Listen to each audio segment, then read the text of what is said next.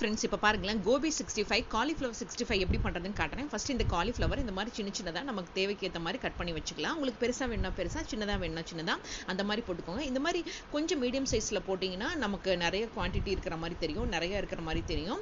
First அது வந்து ஒரு சுடு தண்ணியில் கொஞ்சமாக உப்பு மஞ்சத்தூளும் போட்டு நான் பாயில் பண்ணி எடுத்து வச்சுக்கிறேன். அப்போ தான் அதில் இருக்கிற புழு அழுக்கு எல்லாமே வெளியில் வரும் இல்லைங்களா. பொதுவாகவே நான் வெஜிடபிள்ஸ் வந்து உப்பு தண்ணியில் போட்டு தான் வாஷ் பண்ணி எடுத்து வைப்பேன். அது காலிஃப்ளவர்னால் கண்டிப்பாக அதுக்கு தெரியாமல் சின்ன சின்ன புழுலாம் இருக்குங்க.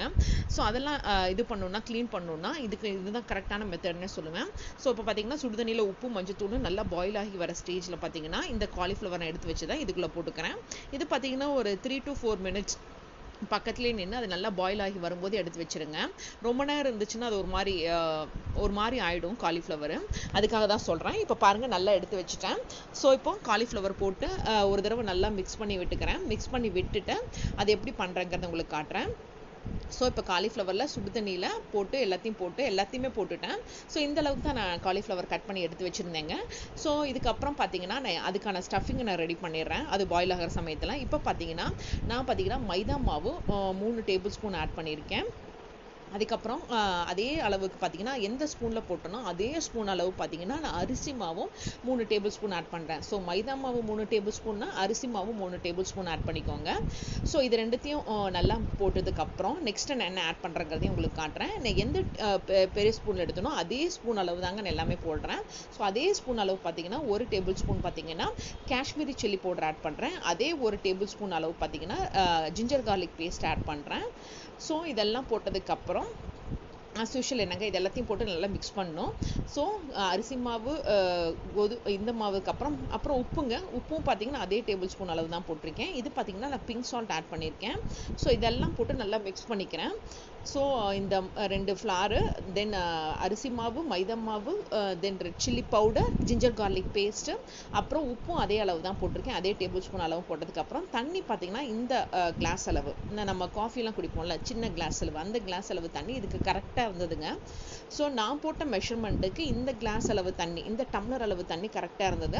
இது ஒரேடியாக ஊற்றாமல் கொஞ்சம் கொஞ்சமாக போட்டு மிக்ஸ் பண்ணிக்கோங்க. அப்போ தான் உங்களுக்கு அளவு கரெக்டாக தெரியும். எதுவுமே தண்ணி நம்ம எப்பயுமே எந்த டிஷ் பண்ணுறதா இருந்தாலும் ஃபுல்லாக ஊற்றிடக்கூடாது, கொஞ்சம் கொஞ்சமாக போட்டு தான் மிக்ஸ் பண்ணணும். இப்போ இது எல்லாமே போட்டு கையிலேயே மிக்ஸ் பண்ணிக்கோங்க. என்ன இருந்தாலும் நமக்கு கையில் மிக்ஸ் பண்ணும்போது தான் நமக்கு அது கரெக்டாக இருக்கிற மாதிரி எனக்கு ஒரு சாட்டிஸ்ஃபேக்ஷன் ஆகும். உங்களுக்கு எப்படிங்கிறது மறக்காமல் சொல்லுங்கள். ஸோ இப்போ இதெல்லாம் மூட்டு மிக்ஸ் ஆனதுக்கப்புறம் அங்கங்கே இந்த கட்டியாக இருக்கிறதெல்லாம் பார்த்தீங்கன்னா இந்த மாதிரி ஒரு டிஸ்கை வச்சு நான் வந்து நல்லா மிக்ஸ் பண்ணி விட்டுக்கிறேன். ஸோ இந்த மாதிரி நல்லா டிஸ்கை வச்சு நல்லா மிக்ஸ் பண்ணி விட்டதுக்கப்புறம் நான் என்ன பண்ணுறேங்கிறத உங்களுக்கு காட்டுறேன் பாருங்களேன். ஸோ இப்போ பார்த்தீங்கன்னா ஸ்டஃபிங் நல்லா ரெடி ஆகிடுச்சு.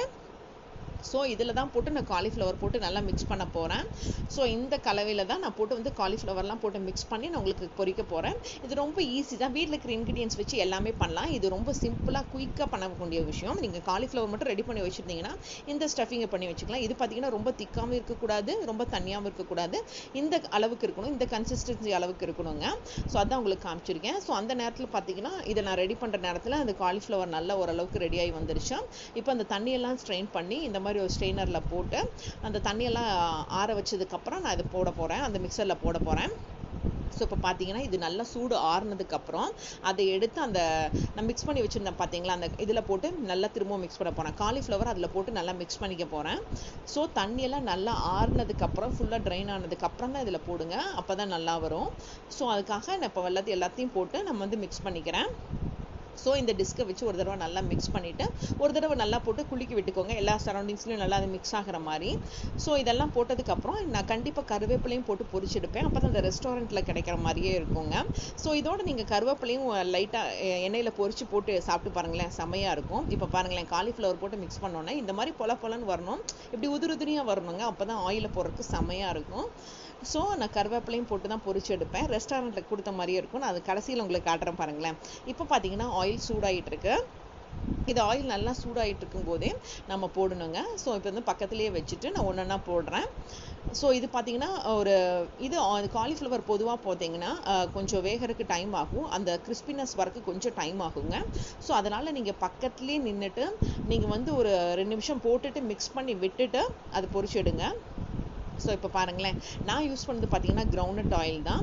ஸோ அதனால் நீங்கள் ஒரு தடவை போட்டுட்டு இது நல்லா இப்படி வந்து கரண்டியில் விட்டு நல்லா மிக்ஸ் பண்ணிக்கோங்க. இல்லைன்னா அது வந்து ஒட்டிக்கும், அந்த காலிஃப்ளவர் அந்த ஸ்டஃபிங்ஸ் எல்லாம் போய் ஒட்டிக்கும். இது நல்லா கோல்டன் கலர் பொரிச்சு வந்தோடனே பாருங்களேன், இந்த மாதிரி கிறிஸ்பியாக செமையாக வந்துச்சு. இது நல்லா கிறிஸ்பியாக வரவே எங்கள் வீட்டில் சீக்கிரம் காலி ஆகிட்டே இருந்துச்சு. நான் என் குட்டீஸும் சாப்பிட்டுட்டே இருந்தோம். ஸோ அது ரெடியாக இருக்குள்ள பார்த்தீங்கன்னா இந்த மாதிரி கருவேப்பிலையும் போட்டு எண்ணெயில் போட்டு பொரிச்சு எடுத்துக்கிட்டேன். ஸோ இந்த கருவேப்பிலை கிறிஸ்பினஸோடு சேர்ந்து சாப்பிட்றதுக்கு செமையாக இருந்துச்சு. கருவேப்பிலை கிறிஸ்பியாக வரக்கு இந்த மாதிரி இருக்கணுங்க. ஸோ செமையாக இருந்துச்சு கருவேப்பிலை கிறிஸ்பியாக வரக்கு. ஸோ இதெல்லாம் போட்டு காலிஃப்ளவரையும் போட்டு ரெடி பண்ணி அந்த இதோட பிளேட்டில் வச்சு பார்த்தோன்னே ரெஸ்டாரண்ட் ஸ்டைலில் செமையாக இருந்துச்சு. இது ரெண்டுத்தையும் மிக்ஸ் பண்ணி சாப்பிடும்போது செமையாக இருந்துச்சு இந்த ஸ்நாக்ஸை. நீங்களும் ட்ரை பண்ணி பாருங்கள். தேங்க்யூ.